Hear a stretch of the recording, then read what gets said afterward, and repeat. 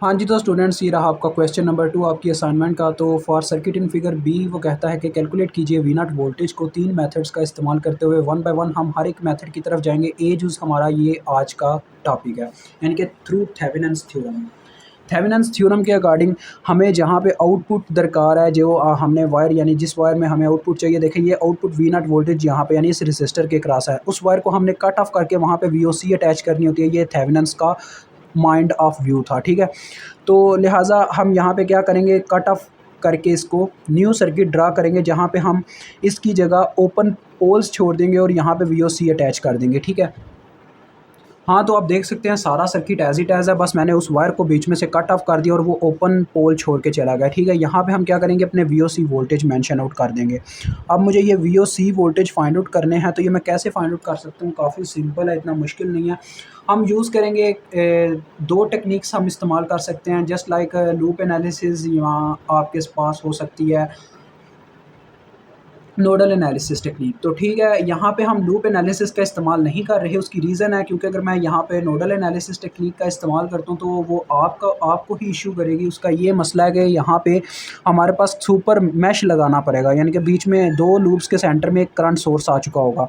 तो मैं जाता हूँ नोडल एनालिसिस टेक्निक की तरफ। नोडल एनालिसिस टेक्निक में सबसे पहली प्रायोरिटी होती है नोड्स को आइडेंटिफाई करना। नोड एक ऐसा पॉइंट होता है जहाँ पे एक से ज़्यादा चीज़ों की वायर अटैच होती है, जहाँ पे दो चीज़ों की वायर अटैच होती है वो बाइनरी नोड कहलाता है, जहाँ पे तीन चीज़ों की वायर अटैच होती है वो हायर नोड, और उससे ज़्यादा वायर जहाँ पे कनेक्टेड होती हैं उसको कहते हैं सरफेस नोड।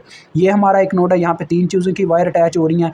एक ये हमारा नोड है, यहाँ पे भी तीन चीज़ों की वायर अटैच है, एक इसकी और एक इसकी और एक इसकी। तो यहाँ पे हम V1 वोल्टेज ले लेते हैं, यहाँ पे V2 ले लेते हैं, और ये हमारा थर्ड नोड है जहाँ पे तीन चीज़ों की वायर अटैच है, एक वीओसी की, एक इस रेजिस्टर की, एक इस वोल्टेज सोर्स की। तो यहाँ पे हम V3 के नाम से वोल्टेज ले लेते हैं।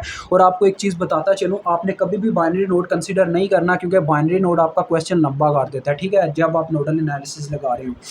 तो एक नोड को ग्राउंड करना ज़रूरी होता है। अब आप बोलेंगे सर आपने ग्राउंड तो किया नहीं है, नोड बचा ही नहीं है। नोड बचा है यार, अभी देखो, अभी यहाँ पे नीचे भी एक नोड बनता है, ये वाला सरफेस नोड भी कह सकते हो, हायर नोड भी कह सकते हो, क्योंकि तीन वायर्स अटैच हैं। तो यहाँ पे हम इसको ग्राउंड कर देंगे 0 वोल्ट। ग्राउंड करना इसलिए ज़रूरी है ताकि करंट फ्लो कर सके, ठीक है। अब यहाँ पे आपने ज़रा गौर करना है, मैं वीओसी की एक इक्वेशन बना सकता हूँ यहाँ पे कैसे, क्योंकि ये ऐसे ही है, दो नोड्स के सेंटर में एक वोल्टेज सोर्स लगा हो, जैसे सुपर नोड की टेक्निक होती है। तो यहाँ पे हम वीओसी की इक्वेशन अगर लिखते हैं तो वीओसी की इक्वेशन क्या आएगी, जिस तरफ पॉजिटिव पोल है वो वाले नोड के वोल्टेज प्लस में, जिस तरफ नेगेटिव पोल है वो वाले वोल्टेज माइनस में। यानी इसकी इक्वेशन आ गई V3 माइनस 0 V3, यानी कि VOC V3 के बराबर है। मुझे V3 वोल्टेज फाइंड आउट करने हैं असल में। तो अब मैं क्या करूँगा यहाँ पे वन बाय वन सब के ऊपर। अब मैंने सोचा तो था यहाँ पे हमारा क्या लें, मुश्किल चीज़ों से पाला नहीं पड़ेगा, लेकिन पाला पार ही गया। देखें गेम आ ही गई है बीच में। दो नोड्स के सेंटर में अभी भी एक यहाँ पे वोल्टेज सोर्स लगा हुआ है। तो इस टेक्निक में अब मुझे सुपर नोड से भिड़ना पड़ेगा। तो मसला नहीं है, सुपर नोड भी इतना मुश्किल नहीं होता। सुपर नोड की ज़रा बाउंड्री चेक कीजिएगा। सुपर नोड की ये बाउंड्री है आपके सामने। जब ऐसा होता है कि दो नोड्स के दरमियान सिर्फ एक वोल्टेज सोर्स लगा होता है, वहाँ पे सुपर नोड की टेक्निक लगती है, ठीक है जी। तो ये आपके सामने यहाँ से लेके यहाँ तक आपका सुपर नोड बनेगा। तो ये मैंने बाउंड्री ड्रा कर दिया। सबसे पहले हम सुपर नोड की इक्वेशन लिखेंगे। देखें, माइनस का पोल है V1 की तरफ, तो V1 वोल्टेज आ जाएंगे माइनस में, ठीक है। पॉजिटिव का पोल है V3 की तरफ, तो ये आ जाएंगे प्लस में, प्लस V3 और इज इक्वल टू जो वैल्यू है 3।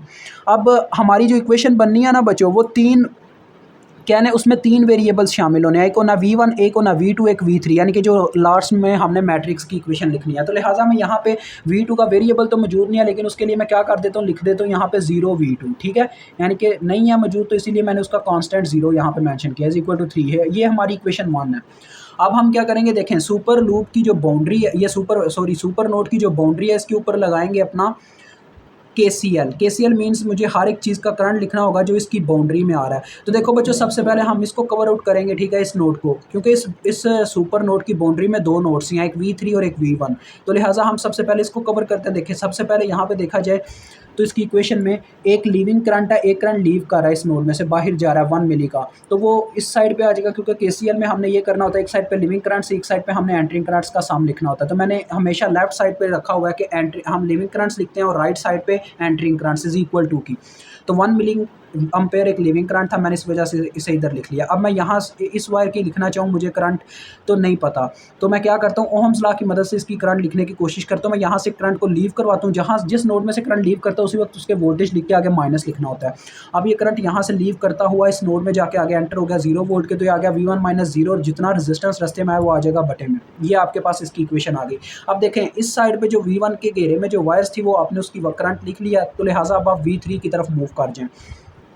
V3 के घेरे में देखें एक ही वायर आ रही है, दूसरी है ही ओपन, उसमें तो करंट जाएगा ही नहीं, सिर्फ ये वायर आएगी। तो लिहाजा क्या होगा, यहाँ पे सुपर नोड इस वजह से नहीं था बच्चों लगा क्योंकि एक नोड है ग्राउंड था, डेट्स वाई नहीं था लगा। यहाँ पे इस वजह से लगा क्योंकि दोनों वेरिएबल्स थे। अब यहाँ पे मैं एक करंट को लीव करवाऊंगा, देखें करंट V3 में से लीव किया तो इसलिए आ जाएगा V3 माइनस, और जाके V2 में एंटर कर जाएगा, नोड टू नोड मूवमेंट हो गई और बटे में जितनी रेजिस्टेंस आई वो आ गई बटे में इज इक्वल टू 0। ये अब ज़रा गौर करें, इसके एलसीएम बन रहा है 6K, तो मैं 6K से ज़रब दे के इसका बटा ख़त्म करना चाहूँगा। 6K से ज़रब दी है, यहाँ पे देखें 6K ज़रब हुआ तो ये +6 आ जाएगा, +6 दूसरी जानिब जाके -6 हो चुका होगा, ठीक है। यहाँ पे जब 6K ज़रब का आएगा 6K से कैंसर और यहाँ पे ऊपर सिर्फ V1 बचा होगा। यहाँ पे जब 6K ज़रब खाएगा तो ये आ जाएगा मेरे पास, देखें ये तो V1 आ गया ना, आगे देखें 6K यहाँ पे ज़रब हुआ तो 3 1s और 3 2s और 6, यानी ऊपर 2 ने ज़रब खानी है, तो पहले मैं 2 को -V2 से ज़रब देना चाहूँगा, तो ये आ जाएगा -2V2 और फिर V3 से जब 2 ज़रब खाएगा तो ये आ जाएगा 2V3। मैंने ऐसा क्यों किया, क्योंकि मैं डायरेक्ट इक्वेशन चाहता था। देखें आपके सामने डायरेक्ट इक्वेशन आ गई है, ये आपकी इक्वेशन नंबर 2 हो गई। अब हम इक्वेशन नंबर 3 बनाएंगे नोड 2 से, ये वाले आपने अप्लाई करना है KCL नोड 2 पे, आपने लिख देना अप्लाई KCL एट नोड 2।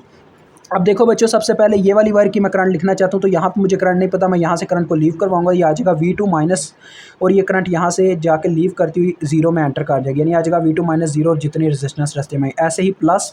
अब मैं इस वायर की करंट लिखना चाहता हूँ तो मैं यहाँ से करंट को लीव करवाता हूँ, उसी वक्त लिख दूंगा V2 माइनस, यहाँ से करंट लीव करती हुई जाके V3 में एंटर हुई तो बटे में आगे जितनी रेजिस्टेंस आई। अब एक एंटरिंग करंट है जो इस नोड में एंटर कर रही है, तो एंटरिंग करंट को हमेशा मैंने बताया इज इक्वल टू की राइट हैंड साइड पे लिखना, तो ये आ गया 1 मिली इस साइड में। अब इसका एलसीएम आ रहा है 6K, तो फिर से 6K से हम ज़रब देंगे। इसमें देखें V1 का कोई कांस्टेंट मौजूद नहीं है, मतलब कोई वेरिएबल मौजूद ही नहीं है, डेट्स वाई हम इसको लिख देंगे 0 V1। तरतीब आपने वही रखनी है, यानी कि वेरिएबल्स वाइज लिखना है आपने।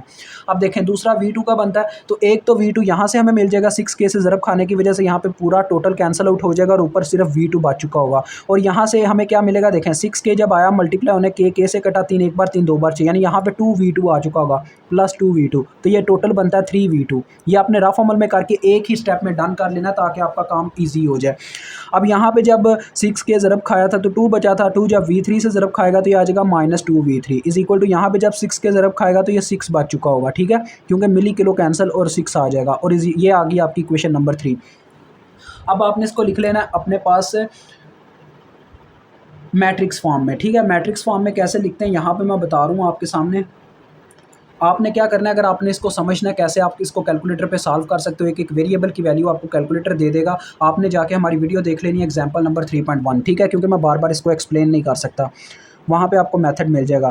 पहले आपने कांस्टेंट लिखने होते हैं -1 0 हर एक इक्वेशन के 1, और फिर ऐसे ही इसका 1 -2 2, फिर इसका 0 3 -2। उसके बाद हम इनके वेरिएबल्स लिखते होते हैं V1 V2 V3 और इज़ इक्वल टू वाले नंबर्स इज़ इक्वल टू की साइड पे 3 है पहली इक्वेशन का, दूसरी का -6 फिर 6, ठीक हो गया जी। अब मैं इसको सॉल्व करके आपको बताता हूँ कि V3 की क्या वैल्यू है, क्योंकि हमारा मेन मकसद V3 ही है।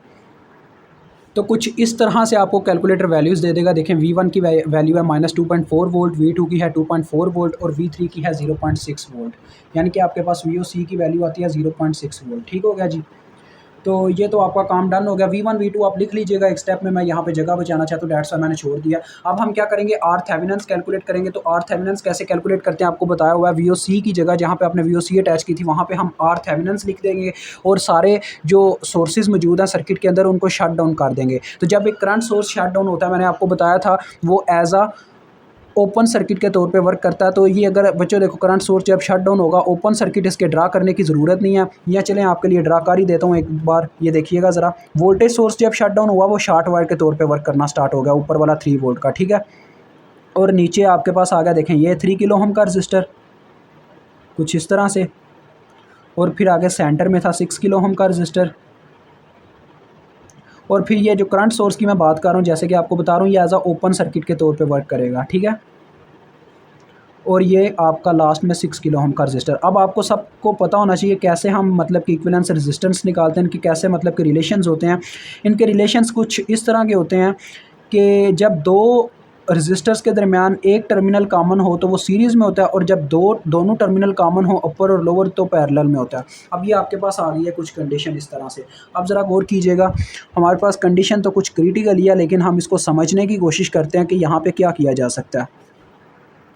अब ये काफ़ी क्रिटिकल लगता है जब कह लें कि ना सीखिए के पास ऐसा क्वेश्चन आता है, लेकिन जिन्होंने इस चीज़ को समझा होता है वो काफ़ी इजी होता है। देखें, 6 किलो ओम और 3 किलो ओम के दरमियान एक टर्मिनल यहाँ पे कॉमन हो रहा है, दूसरा इन दोनों का दूसरी साइड पे 6 किलो ओम के साथ अटैच है इस 6 किलो ओम के साथ, तो लिहाजा ये दोनों तो आपस में सीरीज़ में है। ठीक है जी, साफ नज़र आ रहा है, क्योंकि दूसरी तरफ इनके ओपन टर्मिनल्स हैं इसके आर थेवेनिन्स के। तो मैं R1 के नाम से इसका क्या निकालना चाहूँगा, इक्विवेलेंट। तो सीरीज़ में क्या करते हैं, दोनों वैल्यूज़ को जमा कर देते हैं, तो 6 + 3 हो गई, ये 9 किलो ओम आ जाएगा। ठीक है, तो अब इसका जो नेक्स्ट सर्किट होगा यार, वो मैं यहाँ पे कहीं कम जगह पे ड्रा करना चाहूँगा। कम करने का यही मतलब है यार, मैं जगह बचाना चाह रहा हूँ अभी। ये देखें, ये 6 किलो ओम का रजिस्टर आपका ये वाला अटैच है, ठीक है, और दूसरे नंबर पे आपके सामने इस वायर के होने या ना होने से कोई फ़र्क नहीं पड़ता, और ये कुछ कंडीशन इस तरह से आपको नज़र आ रही है। देखें, ऐसे एक यहाँ पे आपका रजिस्टर लगा हुआ है जो 9 किलो ओम का हो चुका है अब, और कुछ ऐसे अटैच है, और ये आगे से आर थेवेनिन्स आपने यहाँ पे फाइंड आउट करनी है। यहाँ पे आर थेवेनिन्स ये आपका क्या है, 9 किलो ओम का रजिस्टर हो चुका है, जो R1 आपने अभी अभी कैलकुलेट किया है। तो अब ज़रा गौर करें, आर थेवेनिन्स आपका डायरेक्ट यहाँ पे नज़र आ रहा है कि 9 किलो ओम और 6 किलो ओम के दरमियान पैरेलल रिलेशनशिप है, क्योंकि एक टर्मिनल इन दोनों की वायर का यहाँ पे अटैच होता है और दूसरा यहाँ नीचे से अटैच होता है। ये देखें, दोनों के दरमियान अपर और लोअर टर्मिनल दोनों कॉमन है, तो ये दोनों पैरेलल में हो गए, तो लिहाजा आर थेवेनिन्स आ जाएगा। इन दोनों का पैरेलल कैसे पैरेलल लेते हैं, ऊपर वैल्यूज़ की मल्टीप्लिकेशन होती है, नीचे सम होता है। तो ये देखते हैं कितना आता है, 9 × 6 देन डिवाइडेड बाय 15 हो जाएगा ये। तो ये आता है 3.6 किलो ओम। ठीक है जी, तो आर थेवेनिन्स आ गया। अब आपके पास VOC भी है, आर थेवेनिन्स भी है, तो अब आपने थेवेनिन्स का थ्योरम आगे बढ़ाना। थेवेनिन्स ने कहा था ये काम करने के बाद आप क्या करते हैं, आप अपने वोल्टेज सोर्स VOC के साथ आर थेवेनिन्स को सीरीज़ में लगाते हैं। ठीक है जी, ये उसने कहा था। VOC आपके पास है 0.6 वोल्ट, और आर थेवेनिन्स आपने देखें इसके साथ अटैच कर दिया सीरीज़ में, क्योंकि इन दोनों के दरमियान सिर्फ एक टर्मिनल कॉमन है। तो आर थेवेनिन्स देखें आपके पास कितनी है, 3.6 किलो ओम। और उसके बाद उसने कहा था कि आपने इसके आगे जो कटेड वायर आपने यानी कि चुनी थी, यानी कि जिसको आपने कट कर दिया था सर्किट में से, उसको इसके बिल्कुल आमने सामने लगा देना। यानी कि हमने वायर कट किया था 2 किलो ओम का, तो लिहाजा वो यहाँ पे आके अब अटैच हो जाएगा कुछ इस तरह से। ये देखें, तो ये आपका सर्किट कंप्लीट हो गया, थेवेनिन्स का मेजर सर्किट। इसके क्रॉस आपको V0 फाइंड आउट करना है, यही आपकी आउटपुट है। तो कैसे आप फाइंड आउट करोगे, देखो सिंपल सी बात है, यहाँ पे ये एक सीरीज सर्किट है, लूप है, सिंगल लूप है, तो यहाँ पे हम लगा सकते हैं अपना वो जिसको कहते हैं वोल्टेज डिवीजन रूल। तो लिहाजा वोल्टेज डिवीजन रूल से हम V0 को कैलकुलेट कर सकते हैं। वोल्टेज डिवीजन रूल का ये कहना था कि जिस रजिस्टर के क्रॉस आप वोल्टेज फाइंड आउट करना चाहते हो उसकी रेजिस्टेंस को ऊपर रखो। ठीक है, आपको इन चीज़ों की भी वीडियोज़ मिल जाएंगी, हमने एक कंसेप्ट की भी वीडियो डाल के रखी हुई है। तो ऊपर आ जाएगा 2 के बटे में क्या आएगा, देखें बटे में आ जाएगी टोटल रेजिस्टेंस, यानी कि जितनी भी रेजिस्टर्स आपके सर्किट के अंदर मौजूद हैं 2K + 3.6K आ जाएगा, और मल्टीप्लाई होता है सप्लाइड वोल्टेज के साथ। तो बैटरी एक ही है जो कि 0.6 वोल्ट की है, यहाँ पे आपको एग्जैक्ट वैल्यू अब मिल जाएगा। तो 2 डिवाइडेड बाई ये हो रहा है हमारे पास कितना, 5.6 तकरीबन बन रहा है। ठीक है, तो मैं करता क्या हूँ, 2 को पहले 0.6 से ज़रब देता हूँ और फिर इस वैल्यू को डिवाइड कर देता हूँ अपनी 5.6 से। तो ये आपके पास वोल्टेज आते हैं 0.2 वोल्ट अप्रॉक्सीमेटली, वैसे 0.21 आ रहा है। ठीक है, आप इसको 0.2 भी कह सकते हो। तो आपका आंसर 0.2 वोल्ट बनता है। इंशाल्लाह नेक्स्ट वीडियो में हम इसको नॉर्टन से सॉल्व करेंगे। थोड़ा ये है क्रिटिकल क्वेश्चन, क्योंकि इसका सर्किट कुछ इस तरह से है, लेकिन इसमें कह लें कि मेजर चीज़ जो सीखने वाली थी वो आपने यहाँ पे काफ़ी हद तक सीख ली होगी।